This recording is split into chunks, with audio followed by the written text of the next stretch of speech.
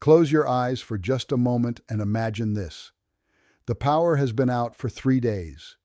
Your refrigerator is silent and dark, and everything inside, the meat, the milk, the leftovers your family was counting on, is starting to go. You're standing in your kitchen, helpless, staring at hundreds of dollars of food slowly spoiling, and there is nothing you can do. For most Americans today, that scenario is a genuine nightmare. We have handed our food security over to a machine that plugs into a wall, and the moment that wall goes quiet, we are lost. But not so long ago, families in this land fed themselves through brutal winters, scorching summers, and every hardship in between, with zero electricity, zero refrigerators, and zero panic. The Amish communities of Pennsylvania, Ohio, and Indiana still carry those skills today, passed quietly from grandmother to grandchild, season after season. And today I'm going to share 7 of their most powerful food preservation secrets with you. There is a reason Amish families rarely worry when the storm rolls in. It's not stubbornness or a rejection of progress.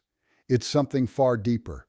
It's the confidence that comes from knowing your food is safe, your family is fed, and you did it with your own 2 hands, using wisdom older than this nation itself.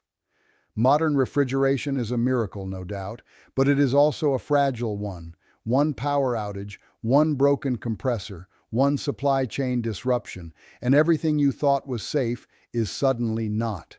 The Amish way asks a different question. Instead of, how do I keep food cold, they ask, how do I change the food itself so it doesn't need to be cold? That shift in thinking changes everything. Now, sit with this for a moment. These aren't tricks or hacks. They are complete systems, tested by generations of real families feeding real children through real hardship. Let's walk through them together. The first secret is one the Amish call, in their quiet way, simply salting. But I want you to understand it as the salt cradle, because salt doesn't just flavor meat. It cradles it in a protective shell that bacteria cannot penetrate. When Amish grandmothers pack pork belly or beef roast into a crock layered with coarse, non-iodized salt, they are drawing every drop of moisture out of that meat through osmosis. Bacteria need moisture to survive. Remove the moisture and you remove the danger. You can smell a properly salt-cured ham before you even unwrap it. That deep, mineral, earthy richness that no store-bought product ever quite achieves. Pack your meat in salt, press it firmly, and store it in a cool, dark place. In 6 weeks, you will have something that can last for months without a single watt of electricity. Before we move on to the next secret, let's talk about what happens when you take salt and dissolve it in water.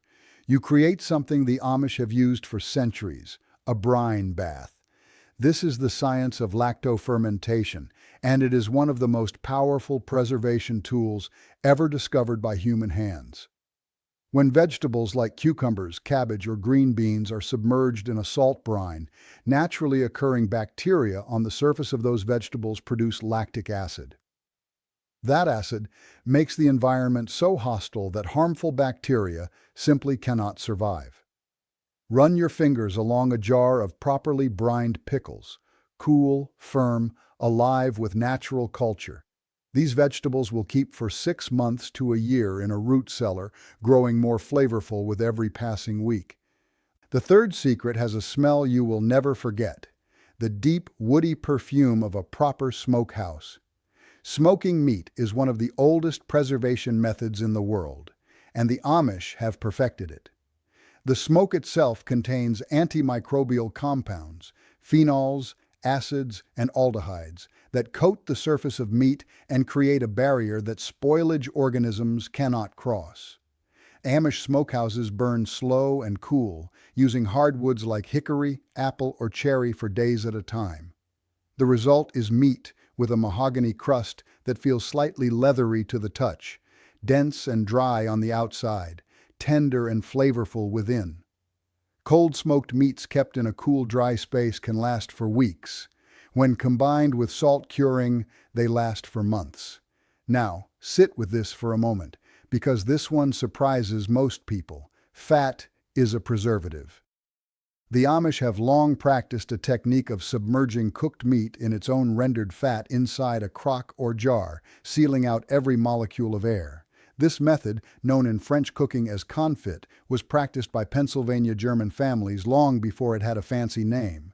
When you press your thumb into the surface of a large sealed crock and feel that firm, cool resistance, you are feeling a natural oxygen barrier. Oxygen feeds the bacteria and molds that spoil food. Deny them oxygen, and they simply cannot grow. Properly prepared meat preserved in fat can last for months, stored in a cool root cellar, ready to be lifted out and served at a moment's notice. The fifth secret is perhaps the most remarkable of all. Honey never spoils. Archaeologists have found 3,000-year-old honey in Egyptian tombs, still perfectly edible.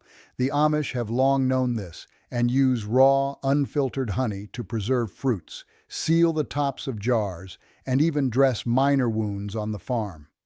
Honey works through two mechanisms. Its extremely low water content starves bacteria of the moisture they need, and its natural hydrogen peroxide content actively kills pathogens. When you hold a jar of raw Amish honey up to the light and see that cloudy golden thickness, you are looking at one of nature's most perfect preservatives. Pack fruit in honey, seal it tight, and it will hold beautifully through an entire winter. Before we move on to the next secret, I need to take you underground, literally. Every traditional Amish homestead is built with a root cellar, and for good reason. The earth itself is a refrigerator. Just 4 feet below the surface, ground temperature stays between 32 and 50 degrees Fahrenheit year-round, regardless of what the sky is doing above. Root vegetables, carrots, turnips, potatoes, beets, layered in boxes of dry sand or sawdust and placed in a root cellar, will keep for 4 to 6 months without a single degree of mechanical cooling. The sand regulates moisture and prevents the vegetables from touching each other, which stops rot from spreading. When you reach into a box of sand-stored carrots in February and pull out something still firm and sweet-smelling, you understand why the Amish have never needed a power bill to eat well through winter. The final secret costs nothing but time and sunshine. Drying, what the Amish call simply putting up the dry, is the most ancient preservation method known to humanity. When you remove approximately 90% of the moisture from a food, you remove the environment that mold, yeast, and bacteria require to survive. Amish farm wives hang apple rings on strings stretched across sunny porches, spread corn on clean sheets in the sun, and slice tomatoes thin to dry on wooden racks. The finished product is leathery, concentrated, and intensely flavorful, and it weighs almost nothing and takes up almost no space. Dried foods stored in a cool, dark, airtight container can last for 1 to 2 years. Touch a properly dried apple slice. Papery, slightly sticky, dense with sweetness. That is shelf-stable food with no electricity required. 7 secrets: salt, brine, smoke, fat, honey, earth, sun. These are not complicated technologies requiring expensive equipment or advanced degrees.